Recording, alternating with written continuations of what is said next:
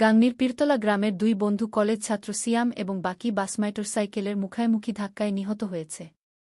গাংনীতে সড়ক দুর্ঘটনায় ২ জন বন্ধু নিহত হয়েছেন। নিহতরা হলেন জেলার গাংনী উপজেলার পীরতলা গ্রামের আলেক চাঁদের ছেলে ও কুষ্টিয়া ইসলামিয়া কলেজের দ্বাদশ শ্রেণীর ছাত্র সিয়াম হাইসেন এবং একই গ্রামের শায়হরাব হাইসেন সেন্টুর ছেলে আব্দুল আল বাকি একই কলেজের দ্বাদশ শ্রেণীর ছাত্র। বুধবার বিকেল ৪টার দিকে মেহেরপুর কুষ্টিয়া আঞ্চলিক মহাসড়কের গাংনীর আকুবপুর নামক স্থানে বাস মোটরসাইকেলের মুখোমুখি ধাক্কায় নিহতের ঘটনা ঘটে।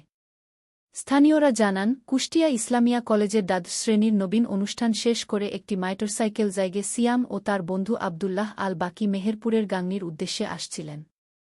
তারা গাংনীর আকুবপুর নামক স্থানে পৌঁছালে বিপরীত দিক থেকে আসা একটি যাত্রীবাহী বাসের সাথে মোটরসাইকেলের মুখোমুখি ধাক্কা লাগে। ওই ধাক্কায় ঘটনাস্থলেই নিহত হন সিয়াম এবং আহত হন তার বন্ধু আব্দুল্লাহ আল বাকি। পথচারীরা বাকিকে উদ্ধার করে কুষ্টিয়া মেডিকেল কলেজ হাসপাতালে নেয়ার পথে মিরপুর নামক স্থানে মারা যান। গাংনী থানার অফিসার ইনচার্জ ওসি বানী ইসরায়েল ঘটনার সত্যতা নিশ্চিত করেছেন।